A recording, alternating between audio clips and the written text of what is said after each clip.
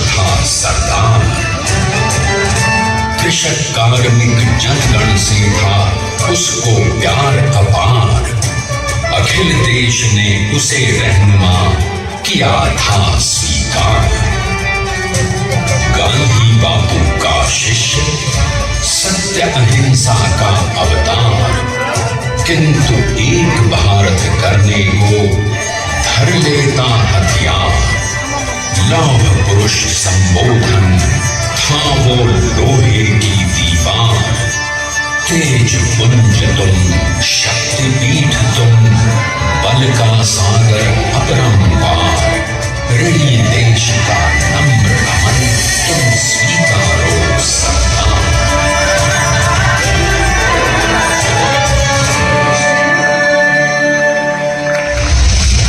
1857 में अंग्रेजों को ललकारने वाले पहले स्वतंत्रता संग्राम के एक सक्रिय सिपाही थे झलेर भाई पटेल।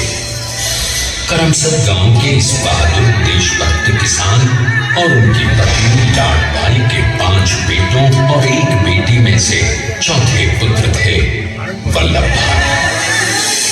बालक वल्लभ ने करमसद के बाद नडियाद से अपनी हाई स्कूल की शिक्षा पूरी की। फिर 13 साल की उम्र में उनकी शादी भी हो गई छोटी सी झलेर बाई से। 2 बच्चों, बेटी मणि बहन और बेटे ताया भाई को जन्म देने के बाद झलेर बाई असमय ही चल बसी। सदी बदलने और 20वीं सदी आने पर उनका जीवन भी एक चमत्कार की तरह बदला। पीटर का इम्तिहान पास करके वो वकालत करने लगे अहमदाबाद में। मगर जल्द ही वकालत छोड़कर वो बैरिस्टर बनने की इच्छा से इंग्लैंड चले गए। लंदन में बैरिस्टरी में अव्वल आने और वजीफा जीतने वाले वो अनोखे भारतीय थे।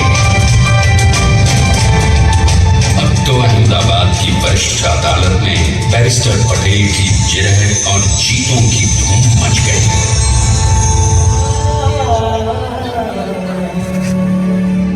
तभी एक युग पुरुष ने वल्लभ भाई के जीवन की धारा ही बदल दी।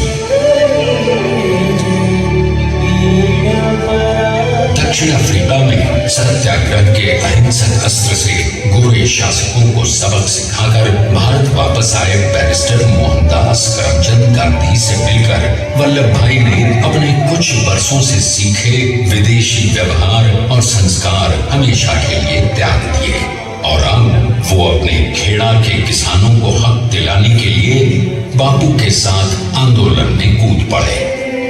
अब उनके पैरों में जूते नहीं, गांवों की धूल थी।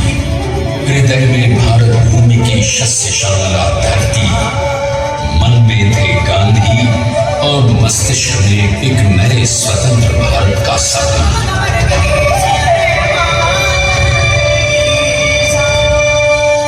तभी बारडोली के मजबूर मजलूम किसानों की यातना का समाचार उनके पास पहुंचा।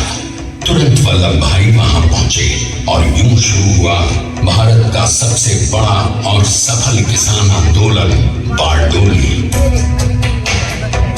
वल्लभ भाई ने बारडोली के 87,000 किसानों को ऐसा अटल अडिग अचल मनोबल दिया कि अंग्रेजी सरकार हिल गई और 1 बरस के बाद उनका लगान माफ कर दिया गया।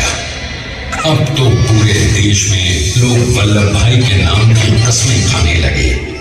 स्वयं महात्मा गांधी ने कहा, अब वल्लभ भाई मेरे शिष्य या साथी नहीं, सारे देश के सरदार हैं और देश को मिल गया एक अनोखा असरदार सरदार।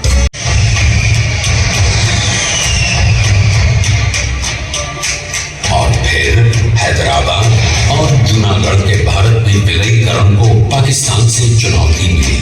सरदार चाहते थे कि देश की 1 इंच धरती अब और विभाजित नहीं होनी चाहिए। नए भारत को एक करने के लिए समझा बुझाकर मनाकर 565 रियासतों को सरदार ने अपनी सूझबूझ सदाशयता संबल से एक नए स्वतंत्र भारत का अभिन्न अंग बना लिया। हमारे इतिहास में अखंड भारत के पुरुषार्थ का ये एक महानतम अध्याय है।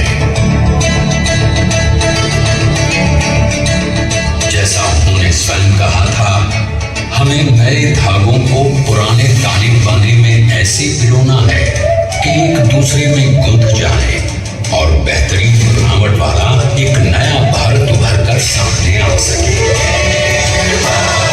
अंततः अपने वज्र दृढ़ संकल्प से एक नया विराट विशाल एक भारत श्रेष्ठ भारत बनाकर दिखाई दिया सरदार ने।